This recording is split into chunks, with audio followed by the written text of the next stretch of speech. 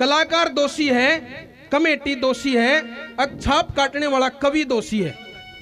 तो अब मेरा अपना जो निजी जो इसमें विचार है, सारे कलाकार बैठे मेरे से सीनियर हैं, कोई काली ना माने, मेरा अपना निजी विचार ये है कि भाई छाप काटने वाले मामले में अगर कोई दोषी है तो हम जैसे कलाकार हैं, हम जैसे कलाकार ही दोषी हैं। कोई कमेटी किसी के ऊपर दबाव देकर किसी की छाप नहीं लगा सकती, और कभी कभी किसी कवि की छाप नहीं काटेगा, यह भी सच्चाई है। एक कवि की कविताएं उसकी औलाद की तरह होती हैं। एक कवि पे सवाल कराया गया कि जी आपके कै बेटे हैं? भाग्य से उसकी कोई संतान नहीं थी, निसंतान थे।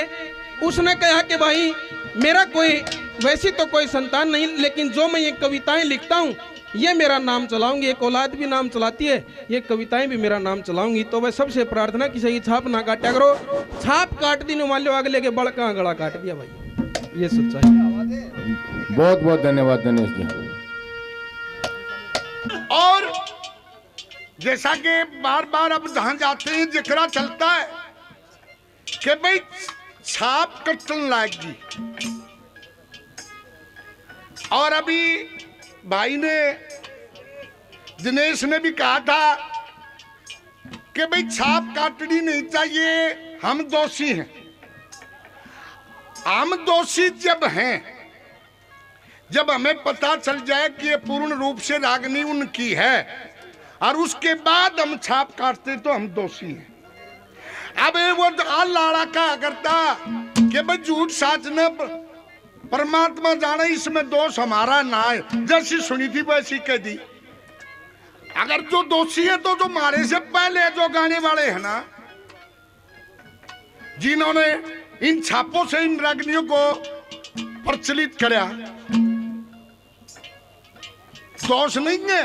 और कुछ भाई मैं ये बता देना चाहता हूं, शपथ कर देना चाहता हूं, कुछ कवि ऐसे हुए हैं जिनका नाम नहीं था, लिखा बहुत बढ़िया करते, तो उन्होंने लिखा तो खुद, छाप पंडित लक्ष्मीचंद की ला दी, मेहर सिंह जी की ला दी, या और अच्छे कवि जिनका नाम था उनकी लगा दी, और वह रागनी मार्केट में खखाट उठे उसका। अगर जो अपने उससे चला तो छोड़ते मार्केट में चल नहीं थी, उनके नाम से चल गई। इन चली चलाइया के भाई हमारी है, भाई मानते होंगे थारी है, पर ये जो बड़े बूढ़े जो कर कहते हैं हम तो वह एक हैं।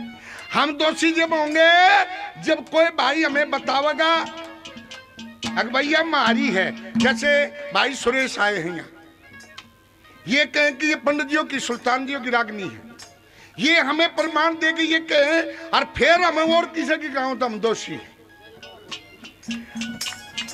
हम कलाकार दोषी हैं सुरेश भाई, ठीक है। और अब देखो रोड़ा पड़ रहा है कुछ बातों में। चौधरी मेहर सिंह दयाचंद माने वाले रोड़ा पड़ा, मैंने कह मारी है, मैंने कह मारी है।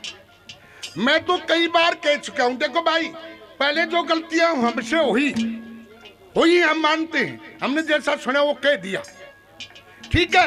और अब मगर भाई तुम कमेटी बैठ के आपस में फैसला कर लो कौन से की है। गावनिया तो क्या करेगा, उनकी छाप ला दे तो वह काली मन है, उनकी ला दे तो ये काली मन है। गावनिया तो नहीं कर सका भाई, गावनिया छोड़ देगा, उन रागनिया नोर करेगा के। तो मेरी कमेटियों से प्रार्थना हाथ जोड़ के बैठ के इसने सोल जेड़े न करो, निमटाओ, और भाई न्यू फैसला कर लो या फलाने की या फलाने की है। ये जो करे एक रागनी मेहर सिंह जियों के नाम से खूब प्रचलित हुई। साथ रनिया संख्या साथी दया मेरे पे फेर दियो, देश के ऊपर जान झोंक दी, लिख चिट्ठी में गिर दियो।